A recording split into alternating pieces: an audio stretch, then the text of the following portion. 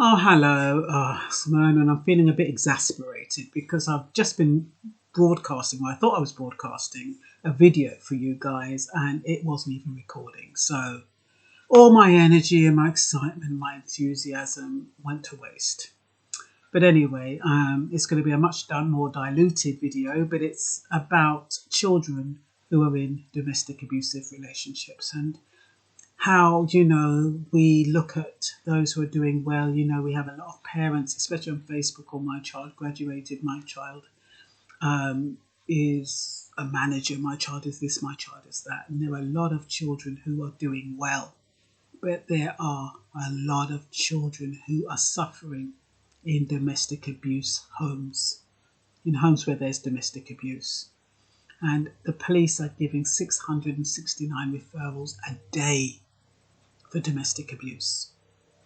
And you can imagine why that's happening. Because of no jobs, because of bills, because of, we're hearing now about the fuel crisis. And these figures were in 2021. So that was during COVID when people were pressurised. It was like they was in a pressure cooker. They were in their homes and they couldn't go anywhere. They couldn't have a break. And so they took it out on their spouses. And the children are watching. The children can't get away. And parents seem to think that the children will get over it. It doesn't really affect the children. I'll give them a little hug afterwards. I'll tell them it won't happen again. I'll tell them that I'm sorry. And the beating that they just saw me get, or the strangulation or hit over the head with something, they'll be okay. They'll get over it. No, they don't. The trauma lasts a lifetime. There are so many children who are suffering, who are self-harming, who are committing suicide because they come from homes where there's domestic abuse. And I tell you about my friend often, who she witnessed, I know she wasn't a child under 18, but she was just turning 19, and she witnessed her mother, her father and her husband being stabbed to death. She tried to intervene, ended up with a punctured lung. She ended up trying to get to grips with everything. She ended up in a series of relationships that were unhealthy. And in the end, I don't know if she took her own life or whether she overprescribed herself with medication, but she died prematurely. So, and then you think about that mother in Jamaica, where her children was witnessing before they were stabbed to death, their mother being stabbed to death. If they had lived, what would that have done to them? What would they have grown up to be? And that's the world we're living in. We cannot just turn a blind eye to children in homes where there's domestic abuse. These children, what will they grow up to be? They'll either grow up perpetuating that behaviour, or they might say, look, this is not what I want for my family.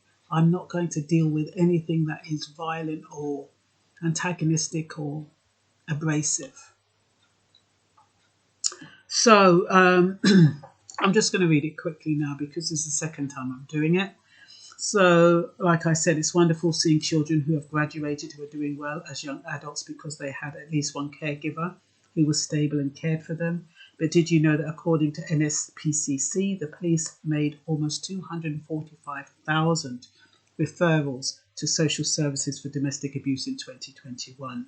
This was during the COVID pandemic, causing children experiencing abuse to be trapped at home and cut off from their support networks during lockdown.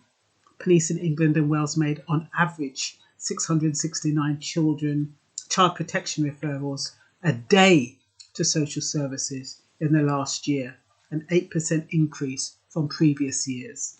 These parents aren't psychopaths. They tend to be parents with poor coping skills, mental problems, some may be drug addicts. Many of them are in dire straits financially, so they take their frustration out on their spouse and partner, oblivious of the impact on the children who are watching. So you can imagine now we have been told that we have fuel going up to like £500 extra a month. For those spouses who've been looking after another spouse who's lost their job, how the hell are they going to cope? The only people who can cope are those on the dole.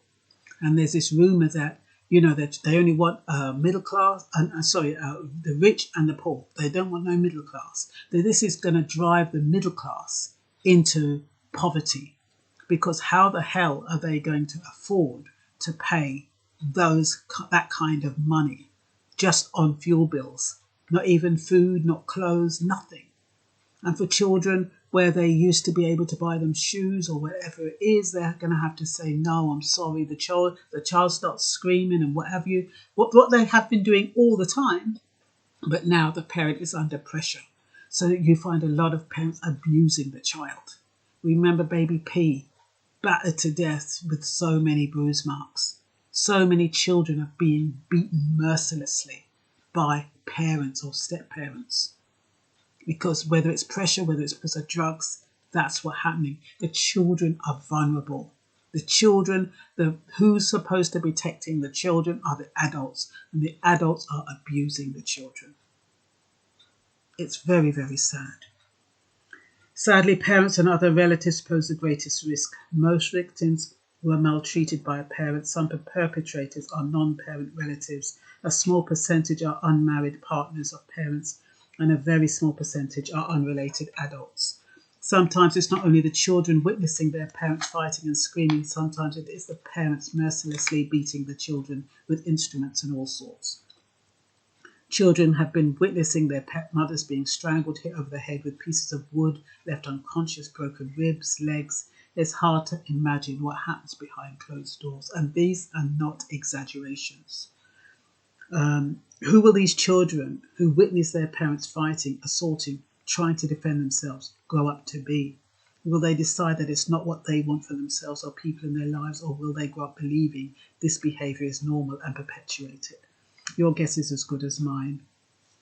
You may recall, the impact of children in domestic abusive homes cannot be underplayed. Most parents of such children tend to believe that their child will grow out of it. And like I said, that is not the case. It's called adverse childhood experiences. Children who are maltreated are much more likely to have physical and mental problems later on. They face a higher risk of suicide and get into trouble with the law. Safeguarding Children Protection Services are good at limiting maltreatment among children who have neglected or abused. But how can they avoid that maltreatment happening in the first place? If the maltreatment could be addressed immediately, i.e. when the parents are stressed out and broke and the child is distressed, it could lower the risk of abuse in early childhood. But unless you have invasion of CCTV cameras in every household that has a child under 18, with staff allocated between 6 a.m. and midnight to specifically look at signs leading up to abuse shown on monitoring cameras, how can this be protected? It's just like the police. How do the police find criminals? Unless everybody's under CCTV. And even though there's CCTV, all over the place, there's still criminals who get away with murder and robbery and everything else. And it's the same with this. How do you stop it? How do you stop it? How do you protect the children? Like I said, we're now being warned about an increase of gas and electricity. How much pressure is that going to be put on parents when they have children who do not understand their predicament? When spouses and partners may not have a job, are unsupportive and resentful. The state of the economy, rising prices, is taking its toll on the family, the poor and the middle class. Interest rates increasing, fuel, utility bills. A campaign called Don't Pay UK is beseeching people not to pay the bills and saying that if everyone doesn't pay, then the government would be forced to redress the situation. But how many people can face the stress of possibility losing gas, electricity, red letters and bailiffs? Not everybody has the mind. And the thing is, you're still going to have to pay it. That's the problem. It's okay saying you're not going to pay it for 2 months, but you had 2 months worth of bills. And then what happens after that? These same people are telling you not to pay them. They need a solution. They need to have some kind of fund for those who haven't paid it, that they can pay it for them. Don't just tell people not to pay and think that it's going to go away. No, it's not. And we're moving into a social credit system. What happens then when you've got a background of not paying your bills? You then become one of those default citizens who can't get anything in the future. Might not even be able to get a bus ticket, like in China. It's not fun, guys. What we're going into is not fun. It's like It's like a deliberate, I'm not saying it is, but it's like a deliberate ploy to put people into debt, then bring in this social credit score system so that these people who are in debt are going to be under that social credit system and therefore not have any rights at all, won't be able to go anywhere, will be controlled by the system. And then what? So what is the social credit system? It's a system that gives a national credit rating and blacklists people who fall below a certain credit rating. It was developed by People's Republic of China, and there are rumours that it's coming to the UK. While it is meant to assess local governments' performance and financial problems like their debts and contract defaults, it can extend to individuals who default on their contracts, i.e. phone, broadband, gas, electricity, etc. Because when you agree to gas and electricity, you've signed into a contract. Taking out a phone, you've signed a contract. Broadband, you're signing a contract. And yes, you might think, oh, you pay it, you just do things willy-nilly, but you've signed into a contract, and therefore, if you've defaulted on the contract, your credit score, your social credit score will bottom. And the repercussions of having a low credit score, just look at it. Just look at China's credit score system. I'm not saying that England is going to be as severe, but we do not know what's happening. And these are the pressures that people are under. And these people are under these kind of pressures. A lot of them take it out on their children because their children are whining and doing whatever they were doing all along. But the circumstances have changed. The children don't know the circumstances have changed. And how do you tell a 4-year-old or a 5-year-old, look, I can't afford anything. I'm at my wit's end. I can't pay anything, and stop screaming at me. And that's what happens. They lose control. They start having mental issues. Next thing you know, they hit the kid. It's the easiest thing for them to take their resentment out of. And the kid either dies or is bruised or is permanently disabled. And if not, it's mentally disabled. So in certain cases, it even ranks your behaviour via CCTV, monitoring, online scrutiny, what you say online, what you do online. For example, me doing these videos. I could be doing something wrong. I would be knocked down, even though my financial situation might not be hazardous at the moment.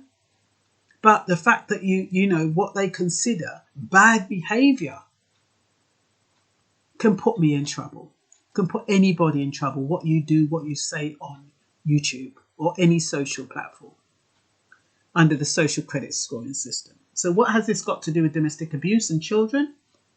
Because like I said, parents are going to be pressured even more over time due to rising prices. And it's the children who will feel the brunt of their parents' frustrations. Children affected by domestic abuse in England and Wales need to have access to local specialist and therapeutic services to support their recovery. But is this being looked at? Are there the resources? I don't know. Suffices to say, domestic abuse can take away a sense of security from a child and hugely impact their self-confidence. It can have a long-term impact on their emotional well-being and mental health. And parents need to be held accountable for destroying their children's life by making poor choices. And yeah, okay, you can say, it's not my fault. I didn't know he was going to be an abuser. I didn't know he was going to be a narcissist, this and that. But the fact is that you brought children in the world, and sometimes parents bring children in the world after knowing that person is a woman beater or a man beater. They still bring children in the world to witness that.